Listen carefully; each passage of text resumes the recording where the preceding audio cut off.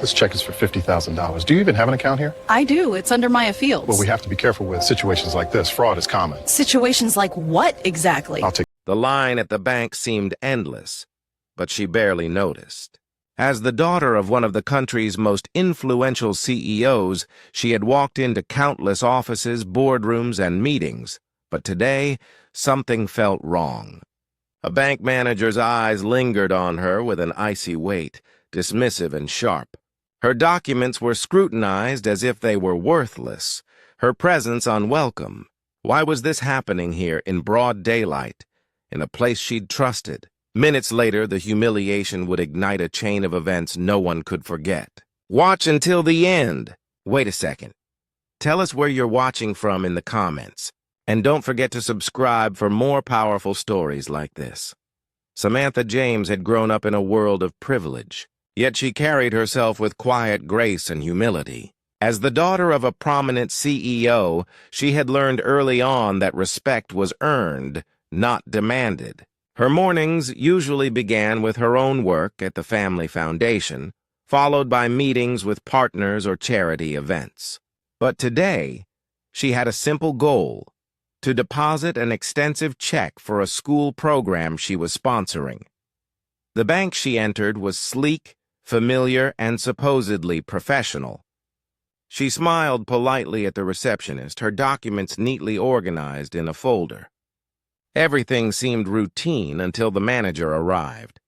His eyes lingered on her in a way that made her chest tighten. There was a subtle tension in the air, a quiet judgment that Samantha hadn't encountered before. She instinctively knew that this visit would not be ordinary. As she approached the counter, Samantha handed over her documents. The manager's gaze scanned them, his eyes narrowing. "I need to see some identification," he said, in a tone more demanding than necessary. She complied, offering her ID with a courteous smile, but his expression darkened. Each form, each signature seemed to be a point of suspicion. Other clients moved around them, oblivious, or pretending to be. Samantha noticed the way he leaned back, speaking to his colleagues in hushed tones, casting glances that made her feel smaller, questioned. Her heart raced. She felt the weight of eyes that weren't just assessing documents, they were judging her. Minutes dragged on.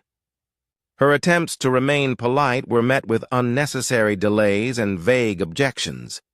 "We need further verification," the manager insisted, ignoring her polite explanations. Her cheeks burned, not from embarrassment alone, but from the subtle sting of racial bias she recognized instantly. At that moment, Samantha realized the situation wasn't about banking procedures. It was personal. People in line began to stare, sensing the tension. A client whispered to another, and whispers spread. What started as routine had escalated into humiliation in front of strangers.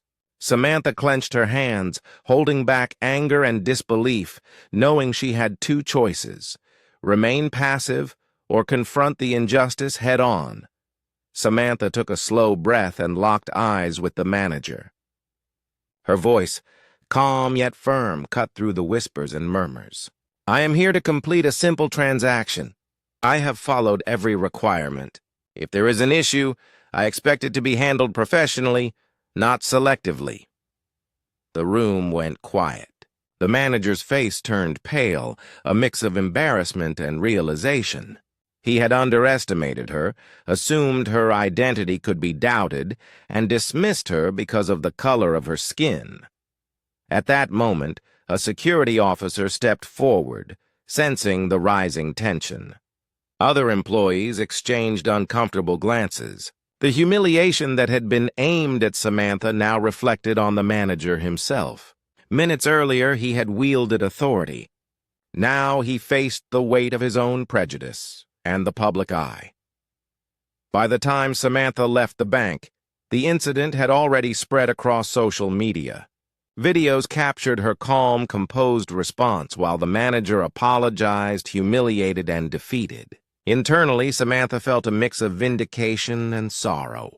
She had not just faced personal injustice, She had confronted a system that still underestimated people like her daily. The experience was a reminder. Racial prejudice can lurk in everyday spaces, even those deemed professional and safe. But standing firm, speaking up, and demanding respect can force accountability. Samantha's actions sparked conversations far beyond the bank's walls, questions about equality, power, and recognition. As she stepped into the sunlight, she asked herself, how many more moments like this go unnoticed? And to the viewers, which city and country are you watching from? Take care.